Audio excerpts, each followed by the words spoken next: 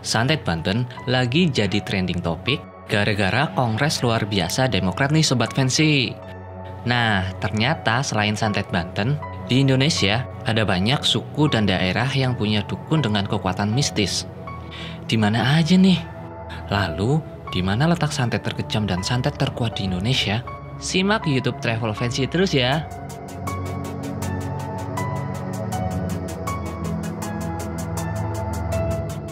Di Indonesia, santet atau teluh, sihir, tenung, dan hal-hal yang dipandang bersumber dari dunia lain sudah lama dikenal. Hampir setiap daerah memiliki dukun santet dengan maksud mencelakai orang lain. Dukun santet Banten konon menjadi pusatnya. Ilmu teluh atau santet adalah warisan masa lalu yang terus bertahan dalam masyarakat Sunda hingga kini. Hal ini merujuk naskah lontar yang ditulis pada abad ke-6, Sang Hyang Siksa Kandang Karesian. Naskah ini menyebut teluh adalah perasaan sakit hati, murung, dan tidak senang yang dialihkan kepada orang lain.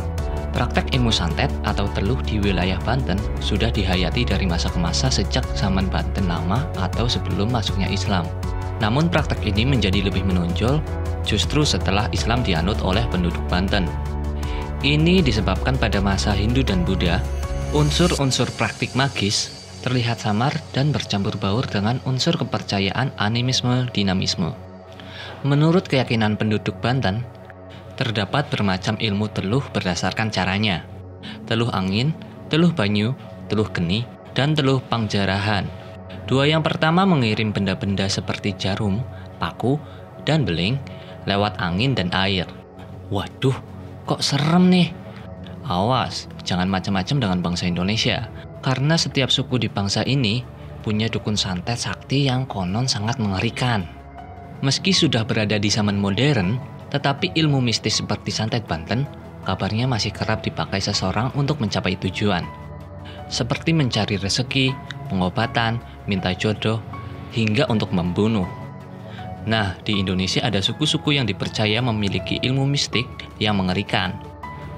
Khusus untuk di Jawa, yang terkenal dengan ilmu gaibnya adalah daerah Banten Jawa Barat dan Banyuwangi di Jawa Timur. Seperti apa ampuhnya dukun santet sakti dari dua wilayah itu ya? Suku Baduy di Banten. Sebagian masyarakat Baduy memang sudah terbuka dengan masyarakat luar, tetapi mereka masih banyak yang mengamalkan ilmu gaib. Mereka masih punya ahli meramal, pelet, santet, debus, bahkan ilmu kebal senjata. Banyak orang yang berguru ke daerah ini, termasuk para pejabat. Ingin kebal senjata api atau senjata tajam, semua ada ilmunya. Ilmu gaib suku Baduy ini bisa mendatangkan malapetaka bagi orang di luar suku dan orang Baduy sendiri. Orang Baduy bisa kena batunya kalau coba-coba bikin masalah. Kalau ada orang Baduy yang berani melanggar adat istiadat, misalnya naik kendaraan pas bepergian dan bukannya jalan kaki, dijamin mereka bakal langsung kena sakit misterius. Namun meskipun ilmu hitamnya mengerikan, tapi mereka suku yang ramah dan lembut. Suku Jawa di Banyuwangi.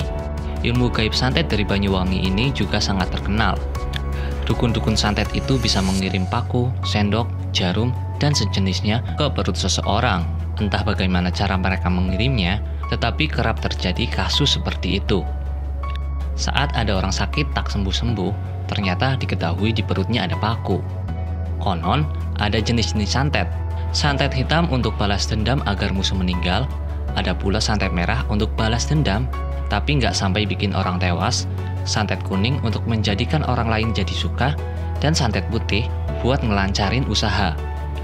Sampai sekarang di berbagai sudut masih banyak ditemui budaya-budaya klinik yang identik dengan praktek perdukunannya. Bahkan ada yang bilang jika di Banyuwangi adalah sarangnya dukun santet. Bukan hanya mengincar nyawa orang-orang yang dianggap menjadi ancaman, tapi juga melancarkan guna-guna untuk menaikkan pamor seseorang. Selain di Pulau Jawa seperti Banten dan Banyuwangi, pulau lain di Nusantara juga punya dukun santet sakti loh Sobat Fancy. Salah satunya adalah di Mentawai. Sikere adalah julukan bagi dukun penyembuh di Mentawai, sebuah tanah surga yang menyimpan sejuta pesona. Saat ini, menemukan kerai itu susah. Tidak banyak yang mau mengemban tugas tersebut. Sedangkan di sisi lain, tidak sembarangan orang bisa menjadi kerai. Biasanya, Krai didatangi orang-orang mentawai untuk menyembuhkan diri bila diserang berbagai penyakit. Namun kesaktian utamanya justru terletak pada kemampuan komunikasi dengan makhluk gaib, menurut kepercayaan adat mentawai. Dengan menjaga agar harmoni tercipta antara dunia nyata dan alam gaib, maka Krai bisa menciptakan sebuah rasa aman dan nyaman bagi segenap penduduk di kampungnya. Tak hanya mentawai, Kalimantan adalah salah satu daratan terbesar di Nusantara yang didiami oleh mayoritas suku Dayak. Kita semua tahu jika setiap tempat memiliki aturan dan hukum yang berlaku. Dimanapun kita berada, ya harus menjaga sikap baik dan mematuhi aturan tersebut. Termasuk jika kamu datang ke wilayah tanah suku Dayak, mulai dari Kalimantan Barat, Kalimantan Timur, Kalimantan Tengah, hingga Kalimantan Selatan. Sudah sejak dulu kalau orang Dayak itu memiliki kekuatan mistis yang ampuh sekali. Senjata-senjatanya begitu kuat dan dipercaya bisa menghilangkan nyawa hanya dalam sekali libas. Sebut saja Mandau, Penyang, dan Sipet. Fungsi dari ilmu itu tidak cuma untuk melindungi diri dan wilayah saja, namun ada juga yang katanya bisa mendekatkan jodoh dan rezeki. Terlepas dari kengerian seputar ilmu perdukunan, tanah Borneo memiliki banyak sekali destinasi wisata. Hutan belantaranya dihuni oleh hewan-hewan langka berparas anggun hingga gahar. Saat kamu mengintip kehidupan bawah laut, terumbu karang dan ikan-ikan kecil akan menyambutmu. Keren-keren kan? Jangan lupa ada Papua dan suku Asmat yang bermukim di pedalaman hutan Papua. Keberadaan mereka sering dianggap sebagai pelindung alam hingga sampai sekarang hutan-hutan di Papua tetap terjaga.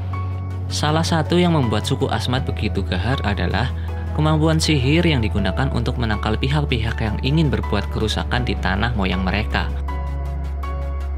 Kesaktian suku Asmat bahkan dipercaya bisa memanggil unsur alam seperti memanggil hujan hingga mengirim angin topan yang besar. Makanya, kalau ke Papua, jangan hanya mengunjungi Raja Ampat saja. Mampirlah ke desa-desa wisata suku Asmat agar lebih tahu tentang kekayaan tradisi bangsa kita.